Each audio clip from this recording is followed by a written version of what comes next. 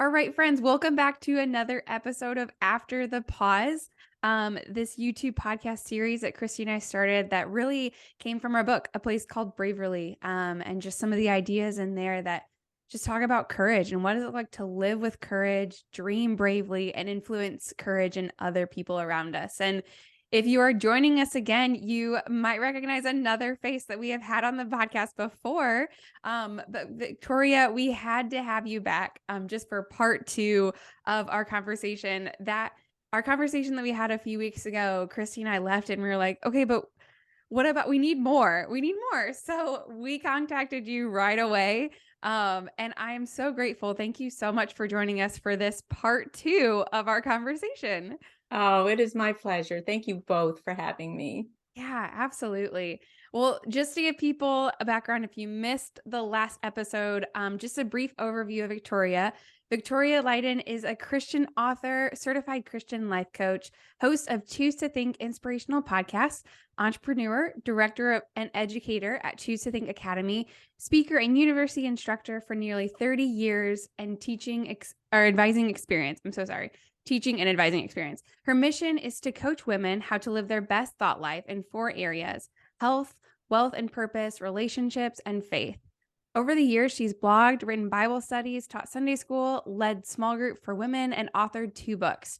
She currently writes devotionals for Guidepost Strength and Grace magazine and released her own 365-day devotional and companion journal called Choose to Think. Find peace, joy, hope, health, and freedom every day. She geeks out on neuroscience and your brain's neuroplasticity, a frequent topic on her Choose to Think podcast. And her passions are God, family, baking, playing pickleball with her husband, Jim, and traveling. Lady, you have such a good bio. Thank It's you. amazing. Well, Oh. last time in our conversation, we talked a little bit about your story, what to do when a dream dies, and how to battle against the mindsets that hold us captive. And as Christy and I talked, we really wanted to dive in a little bit more to those mindsets, if you don't mind, because I think that what we think about, how we think about things, really determines our very next steps. And so I'm curious, before we dive deep into mindsets for you, why are our mindsets so important? Oh my goodness, that is a great question and a great starting question. Mindsets are critical in your daily Christian walk. If you even look at the word mindset, it's what are you setting your mind on? And the Bible is very clear that we should set our minds on things above. The Bible also tells us that we have the mind of Christ. And I have some scriptures that I wrote down in preparation. And Philippians 2:5 says, in your relationships with one another, have the same mindset as Jesus, as Christ Jesus. And that's, I think, the NIV translation. So, what is the mindset of Christ? That really is our goal, or that's what I want to have in my Christian walk, in my relationship with the Lord, my walk here on earth, my journey here. I want to have the mindset of Christ. And I know that all your viewers and listeners do too. But the question then becomes, okay, what really is a mindset?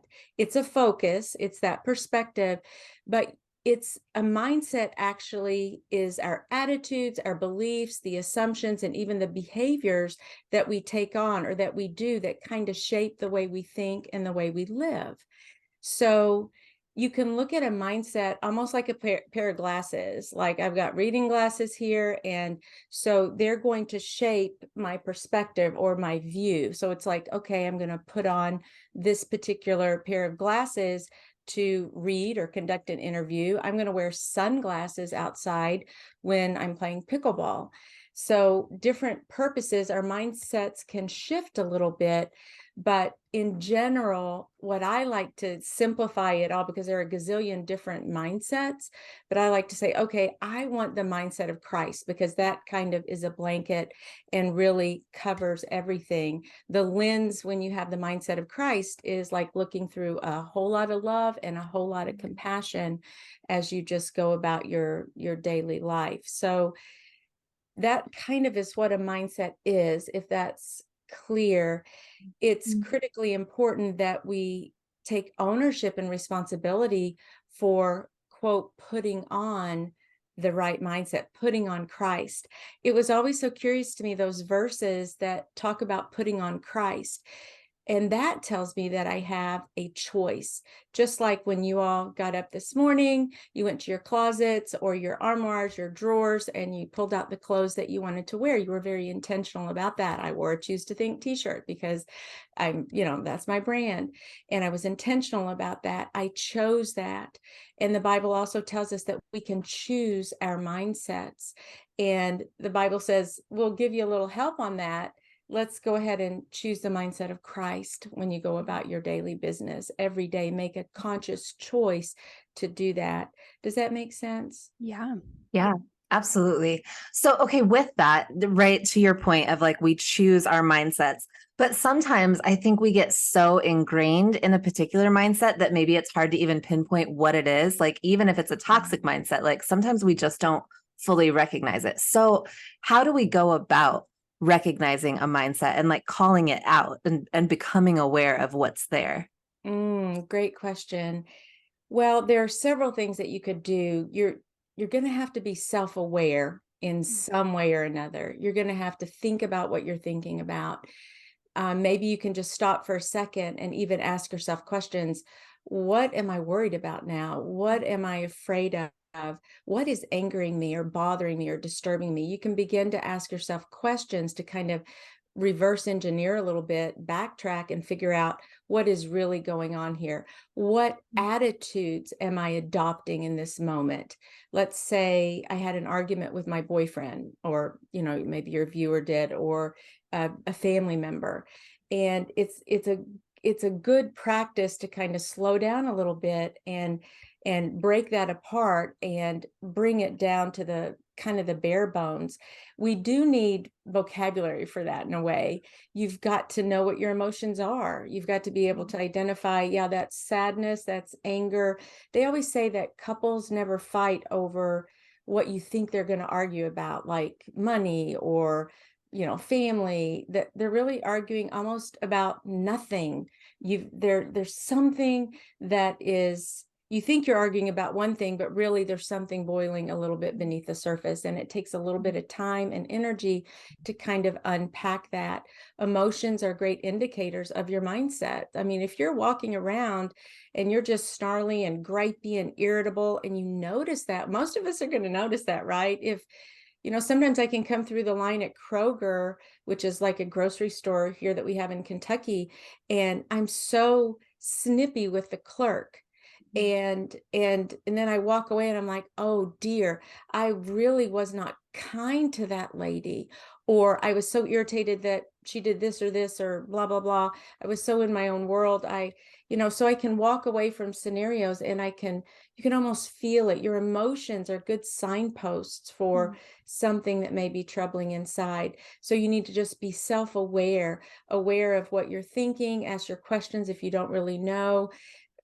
Your body posture, what's brewing or going on inside. Those are also really good indicators that something may be amiss. And then the object is to figure out, okay, what is really going on here? I was snippy with the clerk at Kroger. Why was that? What was going? Oh, I'm so worried about my parents. Dad just fell, and I've had this state of worry kind of going on right now. And it's made me fearful and kind of short and sad. And so that may be a contributing factor to why I'm irritable and treating everyone like this, because really what I need to do is go cry and pour my heart out to the Lord and say, Lord, I'm forgetting things that you tell me, that you remind me to do. And one of those is not to fear. And so anyway, we could go on a gazillion tangents here.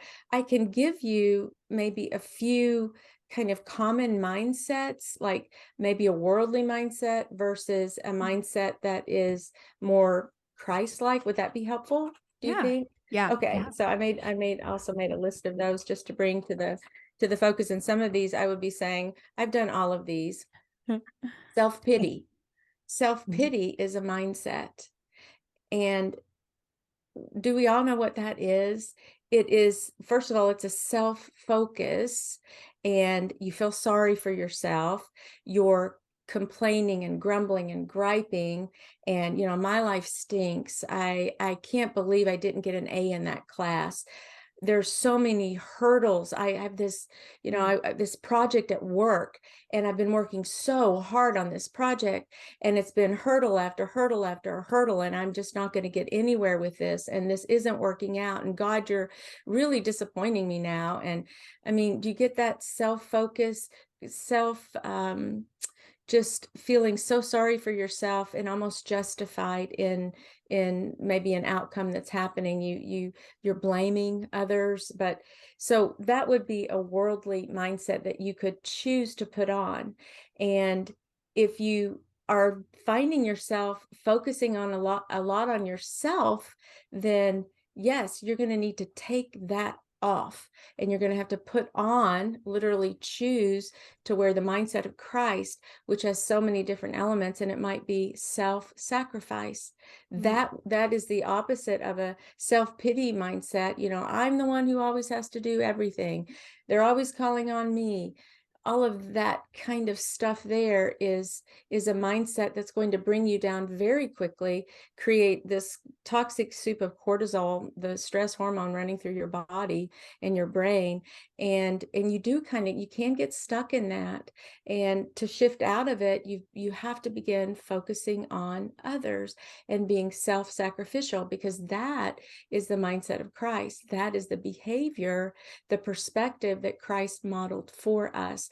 And so in our pursuit, in our daily journey, we want to become more like Christ. And it can be really painful sometimes. Self-sacrifice can be painful. And so that's one. The victim mentality is very, very similar to that, the victim mindset, where, again, what is the focus? Where are you setting your mind?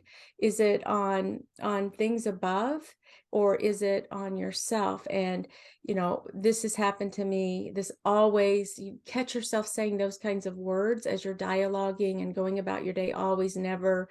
That's that, for me, attitude. But do you think that's what God intended for his children, to have a victim mentality or mindset, to wake up in the morning and go over to the closet and say, yep, I'm going to put on victim today because that's who I am. That's my character. That's so not true. That is so contrary to what God says. He says you are victorious through Christ. You're not a victim. And certainly bad things happen. Horrific things happen. Each of us might be able to say, yes, this happened to me, or I know someone this happened to. And some things are absolutely unconscionable. But if we allow that victim mindset if we keep wearing it like a jacket, that we're just cloaked with that, if we continue wearing that, what kind of fruit of the Spirit would we be demonstrating in our walk? Where would be the joy and the peace and the kindness and where is all of that? It's clouded over by this victim mindset that we're wearing. And so instead we focus on Christ and what he accomplished on the cross. And I know this is such Christianese in a way, Christ did it all on the cross, but he resurrected. And how is that made true in your life? What does Christ's resurrection really mean in your life today as a 21st century Christian? What mindsets are you adopting that reflect the mindset of Christ? If you can say, ooh, I've been so snippy or irritable or angry or sad or depressed and distressed and anxious and fearful, are any of those components of the mindset of Christ? No, they're not. So recognize it, take that off, and then ask God, can you give me your mindset? Teach me what it is to have the mind of Christ, because I want to do your will. I want to live my life for you. And your Spirit is within me to comfort me and to guide me. What more could I ask for in this life? Another mind. Do you want to pause there? You can interrupt me anytime. Otherwise, I just keep wagging on. Yeah. No, I love it. Oh my gosh. I think it's all so good and so practical. I have a question for you. I don't want to take you too off, but I have a question for you, because you talked about emotions and how those play into our mindset so much, and the language that we use to describe the emotions. So I guess I am taking us off on a little tangent. Sorry, guys. Okay. But the language that we use is so important because we need to be able to describe what we're feeling. And maybe it's just my personality, maybe it's just me, but I think sometimes in those really like intense moments, I cannot describe what my actual emotion is. Maybe it's also because I'm recently married in the last year. And so being married and trying to like describe my emotions to my husband has been very interesting. So how do you coach people in trying to put language to those emotions that they're feeling, especially when they're intense ones or just hard? There's some emotions that feel really easy to describe, but those hard ones, how do you help coach them in that? And I know sorry that we're going on a little tangent. that's okay. We'll go on a tangent. Emotions are so important, and that could be its own episode. I used to be someone who was so emotionally driven and mood swingy. I was such Mhm. a mood swingy person, up and down and up and down. Just throughout one day, it was exhausting, really. But what I would give is, and I don't know if you've ever heard of this, but there's something called an emotional wheel or emotions wheel, something like that. You can just Google it, and it will literally give you so many emotions that you're like, wow, this is so many. Surely I can find my emotion and what I'm feeling in this. Mm. So as far as articulating, I think that would be a good starting place just to see what they are. Now, there are probably 10 big emotions like fear, happiness, sadness. Um, you can kind of some of the more common ones that we might be able to readily name. And that's also, if that's a little less overwhelming, then I might stick with those very simple kind of emotions. But in general, my mentor, the way she pitched it to me was that, Victoria, just think there are really kind of two emotions or things going on in your heart, just two, and they can be opposing.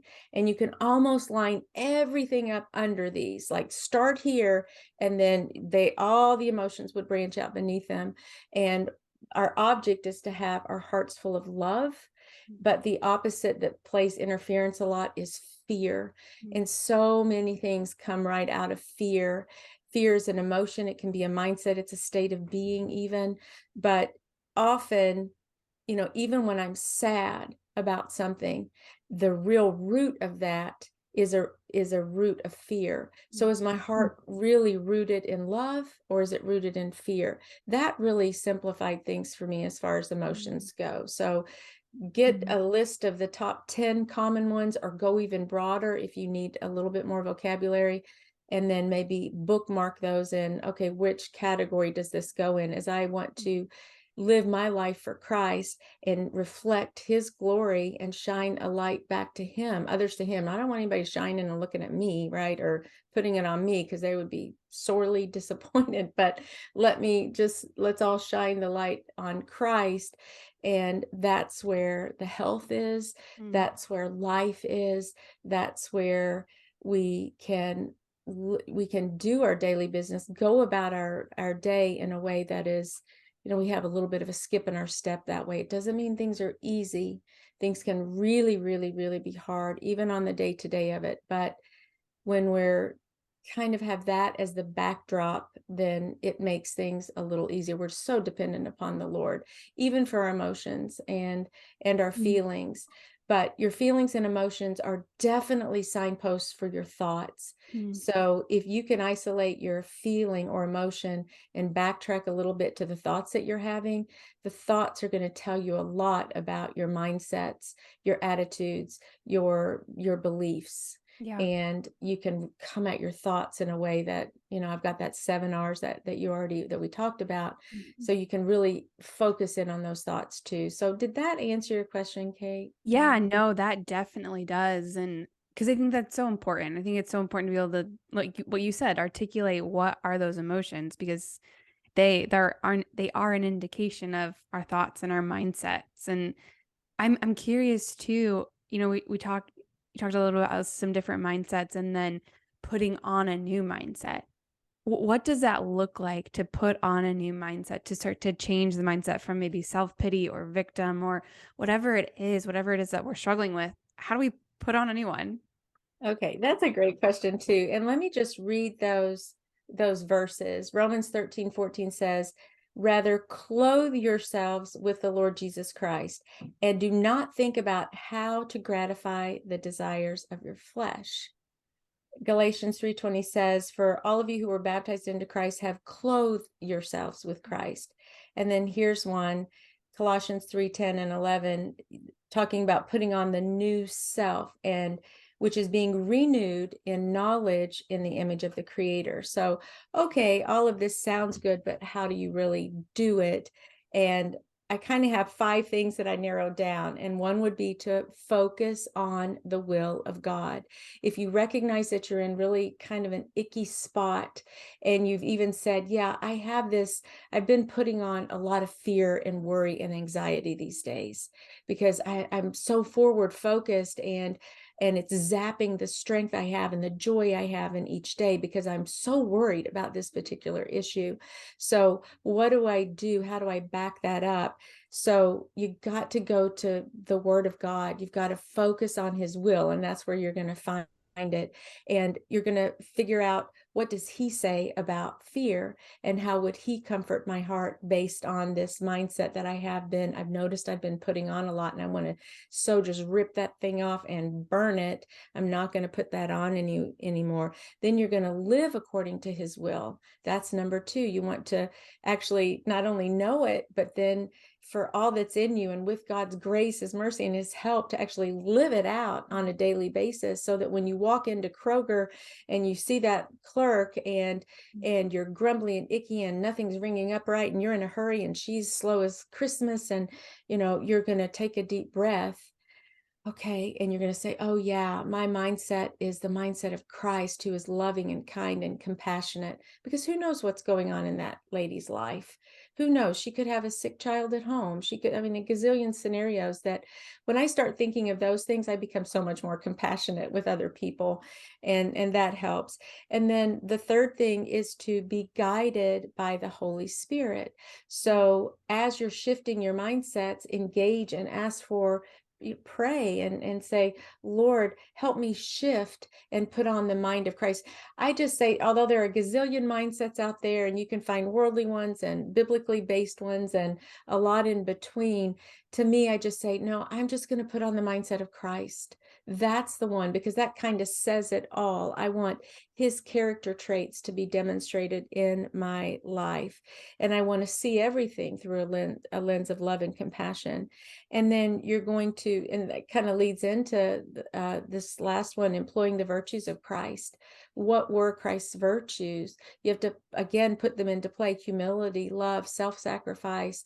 He also talks a lot about abundance. There's a mindset of scarcity, which is kind of rooted in fear also, but Christ is giving us, there's an abundance of joy, and He's our provider. We forget, you live under a mindset of scarcity. You forget that God is Jehovah Jireh, our provider.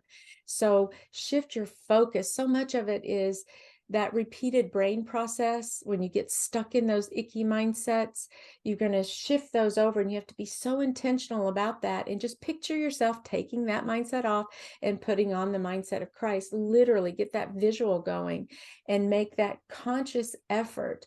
It's a determined effort to switch and just say, no, I am not wearing a scarcity, fearful mindset. No, I am not putting that on. I am shifting. I'm going to walk over here, walk in this way according to the Spirit, and I will not gratify my flesh. I'm going to do it God's way, according to His word and His will. That's really good. I feel like you already answered kind of this next question we were going to throw your way anyway, about what do we do if we start to slip into old mindsets? I feel like that question could be more of a when versus an if, because very much this is something, right, that you do battle with every single day. Is there any other advice that you would give on that, to that point of it's never just like a one and done? Yes. And, when we read about the being transformed through the renewing of our mind, that's progressive. The renewing of your mind, it takes time, it takes energy, it's a discipline. To me, it's like almost like a spiritual discipline of prayer and praise and worship. It's something that we we begin to desire. And when you have the desire and when you ask God to help you, he's going to show up in such a magnificent way. And suddenly it gets easier and easier and easier. I was at a moment in my life where it was so difficult to make those shifts actually happen and occur. But the more I did that, the more my brain was literally being transformed and my mind was being renewed in the process. So instead of slipping and kind of almost accidentally throwing on the wrong coat to wear or grabbing my reading glasses to go play pickleball, I might accidentally kind of just do those. Then it was so easy. No, I've got my sunglasses in the car, they're ready, or they're in my pickleball bag. Everything just started to line up a little bit easier. There was less friction in making those shifts happen. But I'm glad you said that though, Christy, because, and asked that in that way, because none of us really kind of arrives in all of this. And I want that to be an encouragement to our audience, that you may feel so overwhelmed or just exhausted and under a heavy weight. And that's okay. God's not gone anywhere. He's looking at you with such love and compassion, and he wants to pick you up just like he's holding that little lamb in his arms. He desires that. He desires to show you that he's there with you in this process, that it's not all about you checking all the things of, no, I'm not going to wear that. I'm going to wear this. And, oh, I'm going to say this, not this. Yes, that's important, but God is with you in the process. And when it gets so difficult and you're so it can be kind of stressful, or maybe it seems too hard to do these things, that may be an indicator that you need to just step back and say, God, can you just do all the heavy lifting? I know it's your job. You do the heavy lifting in my life, with my mind, with my attitudes, as I'm taking thoughts captive, as I'm analyzing my mindsets, and I'm making a choice here. Would you just help me in that and comfort me every step of the way?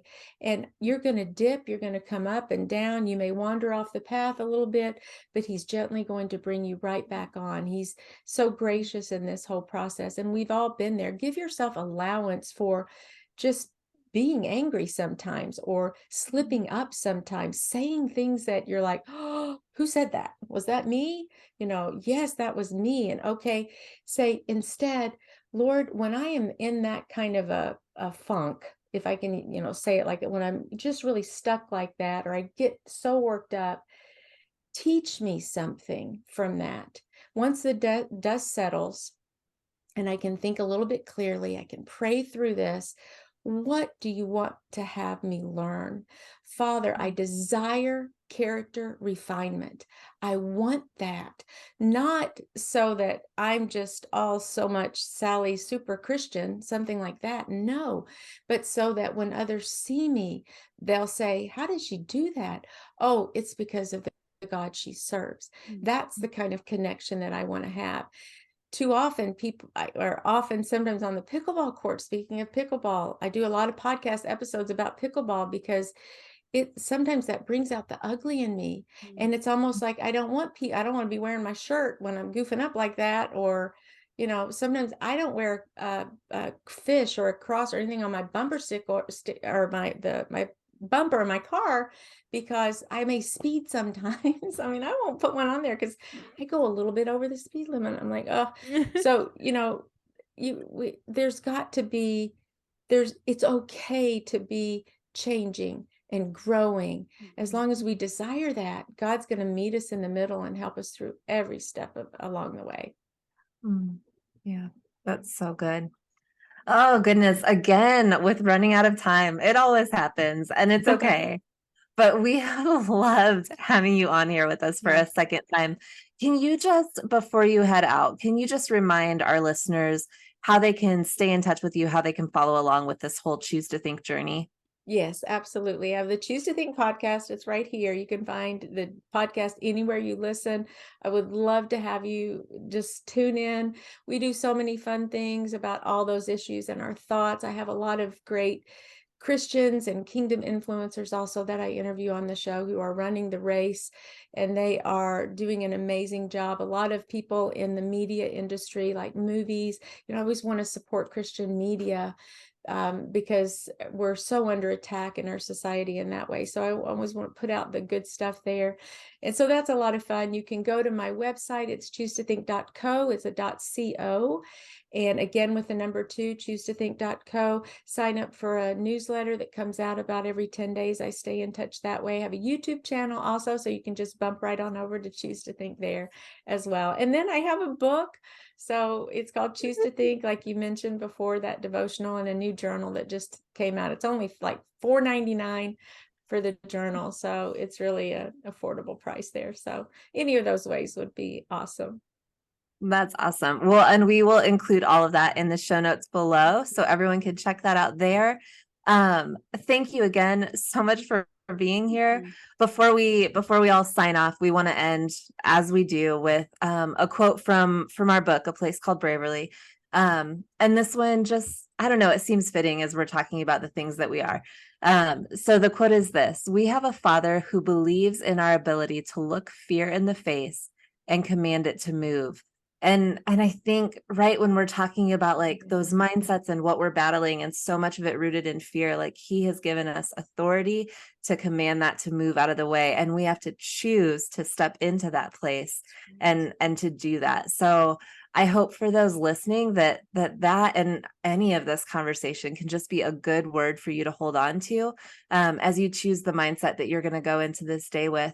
And again, thank you so much for being here, Kate. I love doing this with you. It's always great to see your face, and we will see you all next time.